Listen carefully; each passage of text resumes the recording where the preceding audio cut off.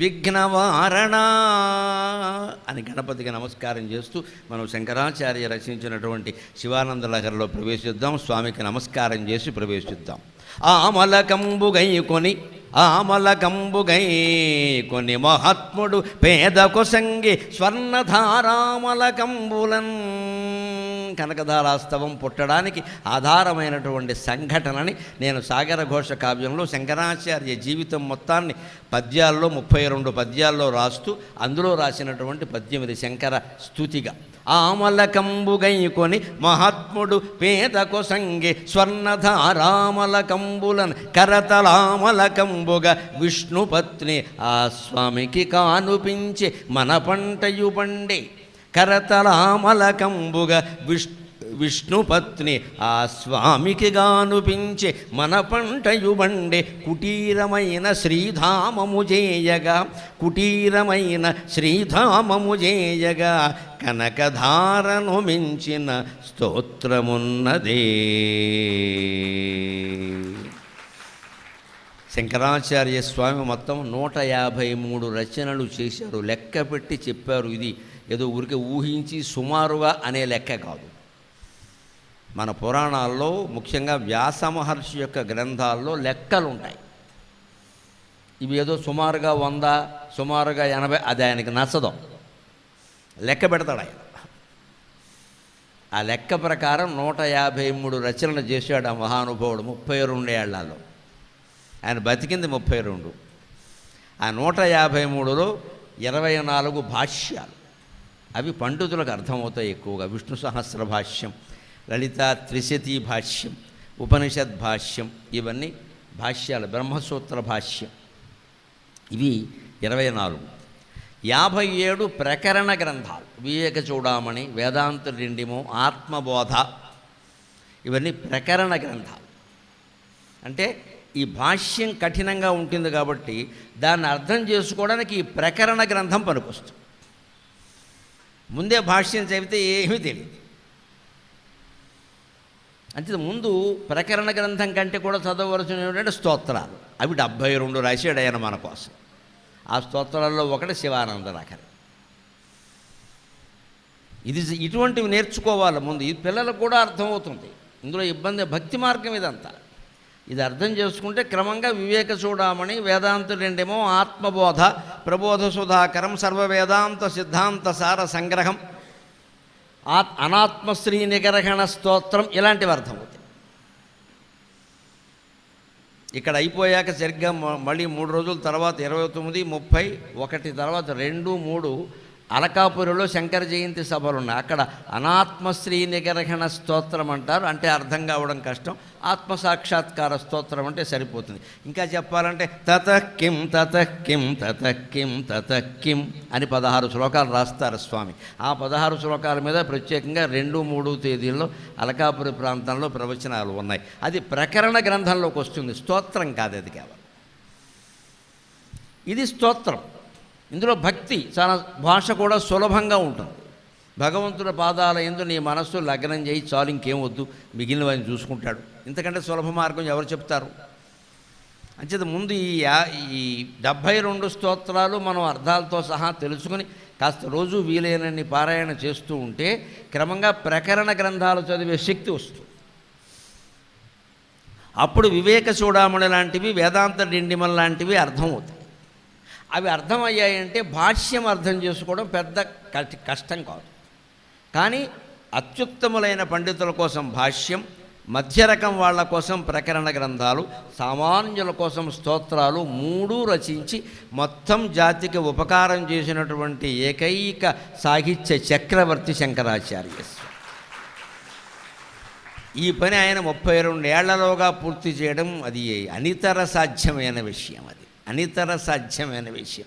అందుకే ఆయన సాక్షాత్తు శంకరుని యొక్క అవతారంగా భావిస్తారు. ఆయన చూపిన మహిమలలో ఒక మహిమ అనుకోలేదు ఆయన అలా చేద్దామని. మహాయోగులు ఎప్పుడూ మహిమలు చూపించరు. వాళ్ళకి ఎంత ఉన్నా చూపించరు. చూపిస్తే ప్రమాదం ఏమిటంటే లోకమంతా వాళ్ళ దగ్గర చేరతారు.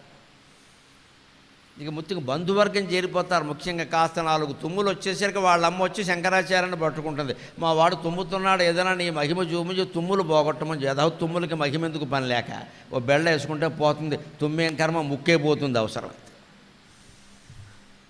మహాయోగులు ఎందుకు ఉండి కూడా మహిమలు చూపించారు? రమణ మహర్షి లాంటి వారు, జిడ్డు కృష్ణమూర్తి గారు లాంటి వారు మహానుభావులు కొంతమంది ఎంత మహిమ ఉన్నా వాళ్ళు చూపించలేదు. ఎంతమంది కాళ్ళ మీద పడి ప్రార్థించినా మీ పాటలు మీరు పడండి, నేను 4 ముక్కలు చెప్పగలను అంతే, ఇంకేం చెప్పలేను అన్నాడు కృష్ణమూర్తి గారు. రమణ మహర్షి అయితే అది చెప్పాల, మౌనంగా ఉండండి పోవడానికి. పొరపాటుని చూపించారు అంటే ఇంకా ఆసుపత్రులు ఉండవు, అందరూ ఇక్కడ ఉంటారు. ఇక్కడ ఫ్రీ ఉచిత పథకం కదా. ఎందుకంటే ఆధ్యాత్మిక వైద్యం చేసేవాడు డబ్బులు పుచ్చుకోవడానికి వీలు లేదు, వాడు మనస్సు అంగీకరించదు. ఎక్కడో హుండీ పెడితే పెడతాడు, అందులో 10,000 వేసేవాడు వేస్తాడు, 10 రూపాయలు వేసేవాడు వేస్తాడు, అదే చెప్తారు ఇక్కడ. అందుకని వాళ్ళు ఇవన్నీ చెయ్యరు. ప్రదర్శించినంత మాత్రాన మహాయోగుల దగ్గర మహిమలు ఉండవు అనుకోవద్దు. నీ దగ్గరికి మంచు కురవనంత మాత్రాన హిమాలయాల్లో మంచు లేనట్టే, దాని పేరే హిమాలయం. మహాయోగుల దగ్గర ఎప్పుడూ మహిమలు ఉంటాయి. కొంతమంది ప్రదర్శిస్తారు, కొంతమంది ప్రదర్శించరు. ఆయన ఎక్కడ ఏ మహిమ పనిగట్టుకుని ప్రదర్శించలేదు, అనుకోకుండా జరిగింది. ఆమలకంబుగై కొన్ని మహాత్ముడు పేదకు సంగె స్వర్ణధారామలకంబులన్. బ్రహ్మచారిగా ఆయన 7 ఏళ్ల వయస్సులో భిక్షాటన చేసి చదువుకునేవాడు. ఆ రోజుల్లో విద్యా విధానం అది. మన పిల్లల్ని ఖరీదైన స్కూళ్ళలో చేర్చకుండా కాస్త కష్టపడేటువంటి స్కూల్లోనే చేర్చాలి. నడిచే వెళ్ళాలి బడికి. ఈవేళ అన్ని బళ్ళు దగ్గరగానే ఉన్నాయి, విమానంలో వెళ్ళాల్సిన పాఠశాలలు ఏం లేవు ఇక్కడ. కానీ మనం ఏసీ స్కూల్లో చేర్పిస్తున్నాం, ఏసీ కారులో పంపిస్తున్నాం. అది కూడా స్కూల్ బస్సు కాదు, మన పిల్లలకి మన కారు సొంతంగా ఉంటుంది. పైగా ఈ తండ్రి అంటాడు, తెలివైన వాడో అమాయకుడో నాకు అర్థం కాదు. నేను చాలా కష్టాలు పడ్డానండి, మా పిల్లలు ఎవరో ఎంతకంటే మూర్ఖుడు ఇంకా వెళ్ళాడు ఇక్కడ. పిల్లలు కష్టాలు పడకూడదు అని మనం కోరుకోవచ్చా? మా కష్టపడకూడదని కోరుకోకూడదు, తప్పది. కష్టపడాలి, కష్టాలు పడకూడదు, అది వేరే విషయం. మనం పడిన కష్టాలు వాళ్ళు పడద్దు, కానీ కష్టపడాలి. నడిచి వెళ్ళే దూరంలో బడి ఉంటే నడిచే వెళ్ళాలి, అప్పుడే వాడికి చదువు వస్తుంది. నువ్వు ఏసీ కారు ఎక్కి పంపించాను, చదువు రాదు, పొట్ట వస్తుంది. అదే వస్తుంది బాగా. ఇప్పుడు 6 ఏళ్ల వాడికి ఊబకాయం, తర్వాత దూబకాయం. ఎందుకంటే కూర్చుని ఎక్కడ కదలక. మాకు వాడికి తేడా, మేము ఎక్కడ కూర్చుంటే వాడు అక్కడ కూర్చుంటాడు. పిల్లల్ని శారీరకంగా కష్టపడేలా చెయ్యాలి, మానసికంగా ఇబ్బంది పెట్టదు. వాడు జరుగుతున్నది అదే. వాళ్ళకి శారీరకంగానేమో విశ్రాంతి ఇస్తున్నారు, ఏసీ గదులు, ఏసీ మంచాలు అన్నీ ఉండి పడుకో అంటున్నారు. వాడు ఎప్పుడు లేచినా పట్టించుకోవట్లా. మానసికంగా మాత్రం విపరీతమైన ఒత్తిడి ఉంటుంది. ఎల్కేజీ వాడికి కూడా 100కి 100 రాలేదు అని తల్లో తండ్రో షంటేస్తున్నారు పట్టుకొని. అది ఒత్తిడి. పత్రికల్లో ఒక అమ్మాయి ఇంటర్మీడియట్ 2nd ఇయర్ అమ్మాయి ఉత్తరం రాసింది, నేను చూసి ఆశ్చర్యపోయి, పాపం పేరు రాయకుండా ఓ సోదరే అని రాసింది. ఓ ఇలాంటి వాళ్ళు కూడా ఉన్నారా అనుకున్నాను నేను చదివి. ఏమిటి రాసింది ఆ అమ్మాయి? ఇంటర్మీడియట్ 2nd ఇయర్ అయింది ఆ అమ్మాయికి, మార్కులు వచ్చాయి. తల్లికి చూపించింది, అమ్మ నాకు ఫస్ట్ ఇయర్ కంటే ఎక్కువే వచ్చాయి అని చెప్పి. చాలా సంతోషం అని ఆవిడ నవ్వింది. నేను ఆశించిన దానికంటే ఎక్కువ వచ్చాయని చెప్పింది. బ్రహ్మాండమే, ఇంకేంటే అంది. తర్వాత ఆవిడ పక్కింటి ఆవిడ అడిగింది, మీ అమ్మాయికి ఎన్ని వచ్చాయి? ఆ పక్కింటి అమ్మాయికి వచ్చిన మార్కులు తన అమ్మాయికి రాలా, అందుకని తిట్టడం మొదలెట్టింది. నాకు అనవసరం, నువ్వు ఫస్ట్ ఇయర్ కంటే ఎక్కువ వచ్చాయి, ఆశించిన దానికంటే ఎక్కువ వచ్చాయంటే ఆ అమ్మాయి కంటే నీకు ఎందుకు ఎక్కువ రాలేదు? మీ ఇద్దరు ఒకే స్కూల్లో చేరారు కదా.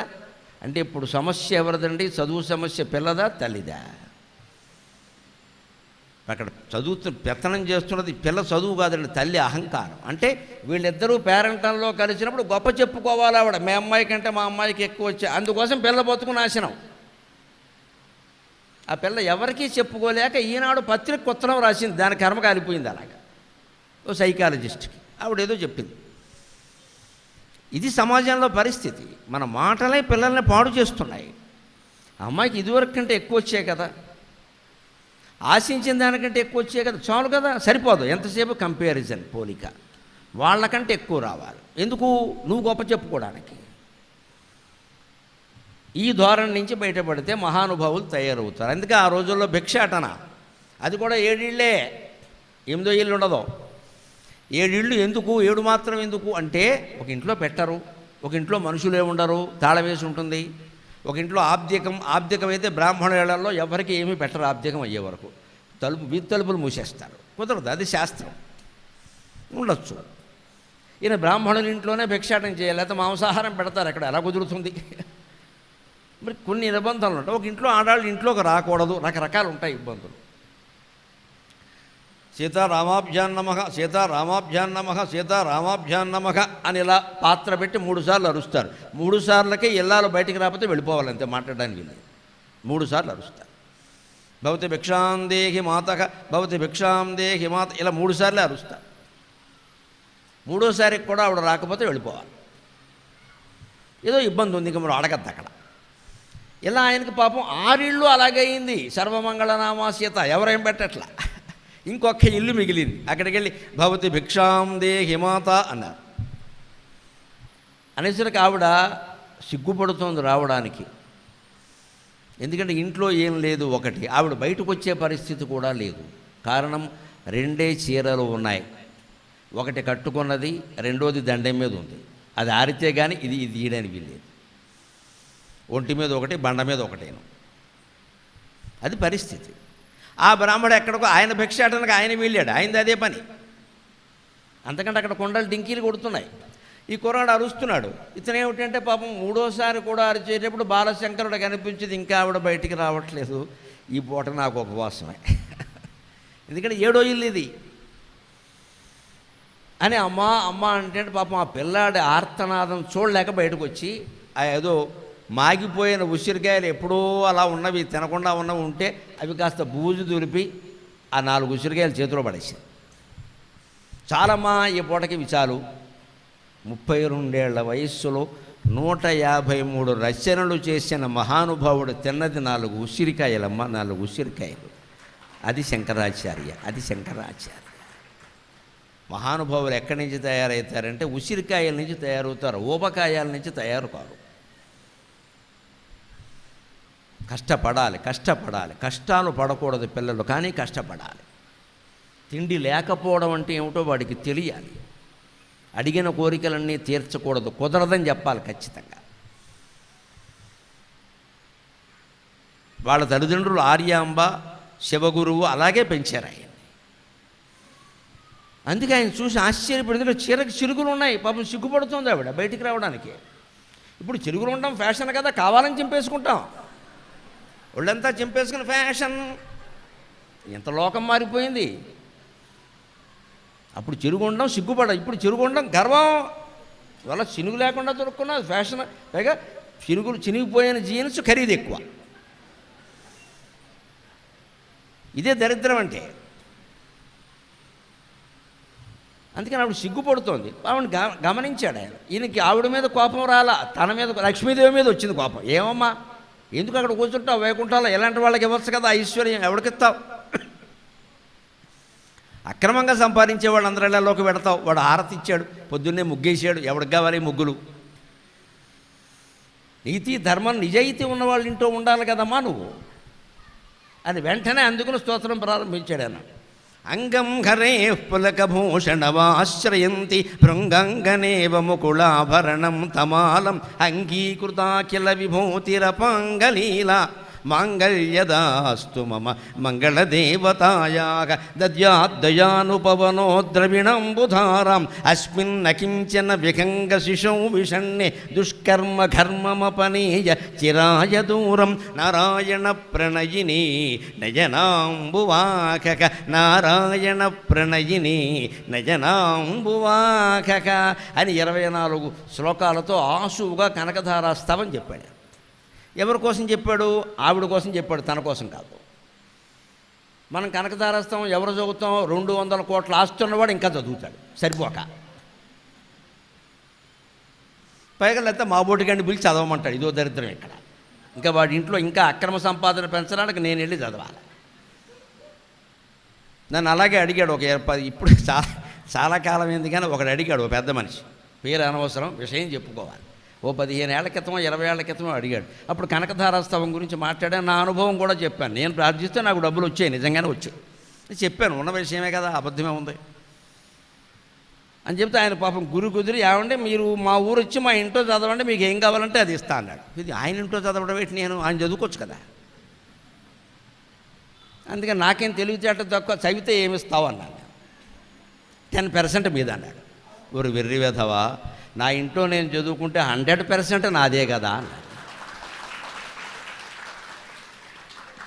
మనతో పెట్టుకుంటే అలాగే ఉంటుంది వ్యవహారం. నా ఇంట్లో నేను చదువుకుంటే 100% నాదే, నేనేం వెర్రివాడినా, లెక్కలు తెలియనివాడిని. ఈ ఇంటికి వచ్చి కూర్చుని పైగా 40 రోజులు చదవాలి. ఇదో దరిద్రం, నువ్వు పెట్టిన తిండి అంతా తిని పెట్టకపోతే మానేసి, పైగా నాకు నియమం నిష్ట, నేల మీద పడుకుంటా, నువ్వు మంచం మీద పడుకుంటావు సుఖంగా. నేను సమస్త సౌఖ్యాలు వదిలేయాలి, నువ్వన్నీ అనుభవిస్తూ ఉంటావు. నా కర్మగాలింది ఇక్కడ. ఇంత చదివితే నువ్వు అవుతే నాకేమిటి, ఇక్కడ దేశానికి ఏమిటి? ఈ దురాలోచన నుంచే బయటపడాలండి. సంపద ఉన్నవాళ్ళు పేదవాళ్ళ ఇళ్ళు సంపన్నులు కావాలని కనకధార చదవండమ్మా. అది త్యాగం అంటే, అది త్యాగం. మీ బంధువుల్లో పేదవాళ్ళు లేరా? మీ స్నేహితుల్లో పేదవాళ్ళు లేరా? కులం అంటారు, మీ కులంలో పేదవాళ్ళు లేరా? వాళ్ళకి సంపద ఇమ్మని చదవండి, అప్పుడు మీకు వస్తుంది ఖచ్చితంగా. త్యాగేనైకే అమృతత్వమానసు, ఆ సంపద మీ ద్వారానే వాళ్ళకి ప్రవహిస్తుంది. అభ్యంతరం ఏముంది? హిమాలయాల్లో పుట్టిన గంగానది ఎక్కడో సముద్రంలో కలిసే వరకు ఎన్ని గ్రామాలు, ఎన్ని పట్టణాలు, ఎన్ని ఊళ్ళు పవిత్రం చేస్తుంది. సాగునీరు తాగునీరు అందించి సంపద మన ద్వారా ఇంకోళ్ళ దగ్గరికి వెడితే మనకి నష్టమే ఉందండి. మనకి సరిపడ మనకు వచ్చింది కదా, మనకి లేకుండా వెళ్ళట్లేదు కదా. ఆ మాత్రం కూడా చేయలేమా? మన దగ్గర అడ్డుకట్ట పెట్టి ఆపేయాలా? అందుకని ఆయన చదివింది ఎవరి కోసం అంటే పేద ఇల్లాల కోసం చదివాడు. ఆమలకంబుగై కొని మహాత్ముడు పేద కొసంగే స్వర్ణధారామలకంబులన్. ఆవిడికి కనకధార గురించి ఎలా చేశాడు, స్వర్ణధారతో ఉసిరికాయలు వచ్చేలాగా. కరతలామలకంబుగా విష్ణుపత్ని ఆ స్వామికిగా అనిపించే.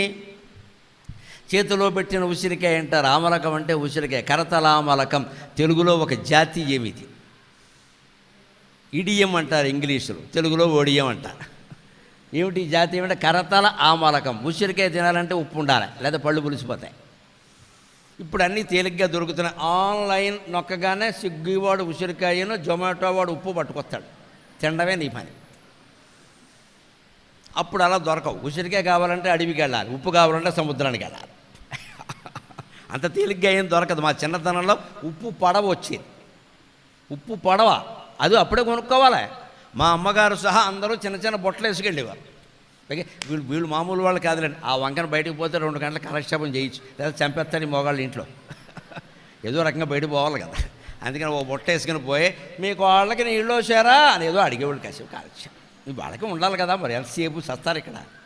తద్దినము గారెలు వండుకుంటున్నాను, వాళ్ళు పోవాలి ఎక్కడికో. అలా ఏదో కబుర్లు చెప్పుకొచ్చేవాడు. ఉప్పు పొడవ అది ఎప్పుడో 3 నెలలకు ఒకసారి వచ్చేది, అంత మళ్ళీ రాదమ్మా అని తట్టనిండా కొనుక్కుని తెచ్చుకునేవాడు. అంత కష్టం ఉప్పు కొనడం.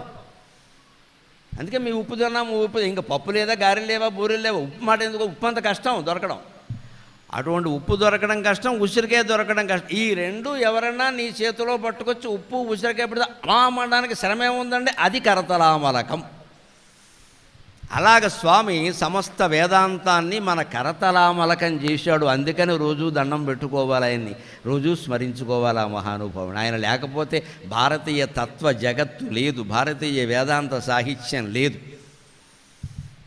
ఇంకేం చెప్పుకోవడానికి ఏంది? భారతదేశం అంటే శంకరాచార్య అంతే. కరతలామలకంబుగ విష్ణుపత్ని ఆ స్వామికి గానుపించి. ఆయనకి దర్శనమిచ్చింది. ఆశ్చర్యం, దేవత ఆవిడ కనపడలా. ఎందుకంటే వాళ్ళ కర్మది, వాళ్ళు అనుభవించాల్సింది. ఈయన కారణంగా ఇచ్చింది తప్పితే వాళ్ళు అందుకు అర్హులు కాదు. వాళ్ళు చేసినవేవో పూర్వజన్మ కర్మలు అవన్నీ ఉన్నాయి. ఆవిడికి దర్శనం ఇలా, ఈయనకి దర్శనం ఇచ్చింది. అదే భగవంతుడు లీల. తానీషాకు కనిపించాడు, రామదాసు కనపడలేదు రాముడు. అందుకే తానీషా చేసిన ధర్మం మనం కాదనడానికి వీల్లేదు. రామదాసు భక్తుడు కదా అని సమర్థించొద్దు. రామదాసు చేసింది పొరపాటు, చేయకూడదు అలాగా. నువ్వు రామాలయంలో సీతాదేవికో లక్ష్మణుడికో ఆభరణాలు చేయించాలో సొంత ఆస్తులు అమ్మేసి చేయించుకో. ప్రజల దగ్గర వసూలు చేసిన పన్ను సొమ్ము కట్టకూడదు అక్కడ. అది ప్రజల సొమ్ము, అది ప్రభువుకి ఇచ్చేయాలి. అక్కడి నుంచి మళ్ళీ తెచ్చుకో. ఈయన కొంచెం స్వతంత్రించి రాముడికే కదా, నేనేమో సొంతంగా వాడుకోలేదు కదా అని చేయించాడు. అందుకే రాముడు అందులో మామూలు రాముడు కాదు, మామూలు దేవుడు కాదు. రాముడు క్షత్రియుడు, పరిపాలకుడు. ఆయనకు రాజధర్మం ముఖ్యం మానవ ధర్మం కంటే. ధర్మం కోసం నేను సీతాదేవిని కూడా వదిలేస్తానని చెప్పాడు ఆయన. ధర్మం ముఖ్యమైన రాజధర్మం. రాజధర్మం ఏమిటంటే రాజ్య పరిపాలనని కాపాడాలి.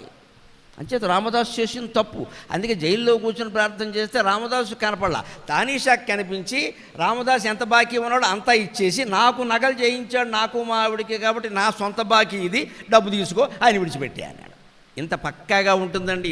తక్కెడ నాయనా ఇది అధర్మము ధర్మము దేనికయ్యేది అని సాగర ఘోష కావ్యంలో రాశా. భగవంతుడి యొక్క తీర్పులు ఎలా ఉంటే తక్కెడ నాయనా ఇది అధర్మము ధర్మము దేనికయ్యేది. నువ్వు ధర్మం చేస్తే ధర్మఫలం వస్తుంది, మళ్ళీ వెంటనే అధర్మం చేస్తే అధర్మఫలం వస్తుంది. ఇన్ని ధర్మాలు చేశాను కదా, ఈ అధర్మాన్ని క్షమించకూడదంటే కుదరదు. ధర్మంలోంచి అధర్మాన్ని కానీ అధర్మం నుంచి ధర్మాన్ని కానీ తీసేయడం ఉండదు. ఏ సంచికి ఆ సంచి రెండు అనుభవించాల్సిందే. అంత పక్కాగా ఉంటుంది. అదే శంకరాచార్య విషయంలో అమ్మవారు ఆయనకు కనిపించింది, ఆవిడ కనపడ. ఎందుకంటే దుష్కర్మ ఘర్మమ పనీయ చిరాయ దూరం, అందులో ఉందా రహస్యం. వాళ్ళ దుష్కర్మ నుదుటి మీద రాసి ఉన్నది ఇంకా వాళ్ళు అనుభవించాలి. కానీ ఈయన మహానుభావుడు, మహాయోగి, బాల్యంలోనే సమస్త శాస్త్రాలు ఔపోషణ పట్టినవాడు, మహాభక్తుడు. కాబట్టి ఆయన గురించి ఒక మినహాయింపు కేసులాగా వచ్చింది అక్కడికంతే. టక్కుమని మాయమైపోయింది. ఆయనకు కనపడింది. కరతల ఆమలకంబుగ విష్ణుపత్ని ఆ స్వామికిగా అనిపించే మన పంటయు పండే. మనకు అదృష్టం ఏమిటంటే ఈ స్తోత్రం దక్కింది మనకి. కుటీరమైన శ్రీధామము చేయగా కనకధారను మించిన స్తోత్రమున్నదే. కూటికి లేని వాళ్ళ ఇల్లైనా సరే సమస్త ఐశ్వర్యాలతో నింపడానికి కనకధారాస్తవాన్ని మించింది లేదండి. ఆపదలో ఉంటే మన ఆపద తీర్చమని అమ్మవారిని అడగడం కోసం ఆ స్తోత్రం చదువుదాం. మనం సంపన్నులమైనా మానకుండా మన బంధువులు, మన మిత్రులు, మన పక్కింటి వాళ్ళు ఇబ్బందుల్లో ఉంటే అమ్మ వాళ్ళకి సంపద ఇయ్యి, వాళ్ళు ఏడుస్తుంటే మేము చూడలేకపోతున్నాం అని ప్రార్థిస్తే వాళ్ళకి సంపద ఇవ్వడంతో పాటు మానవత్వం ఉన్నందుకు మీకు కూడా సంపదను అనుగ్రహిస్తుంది అమ్మవారు.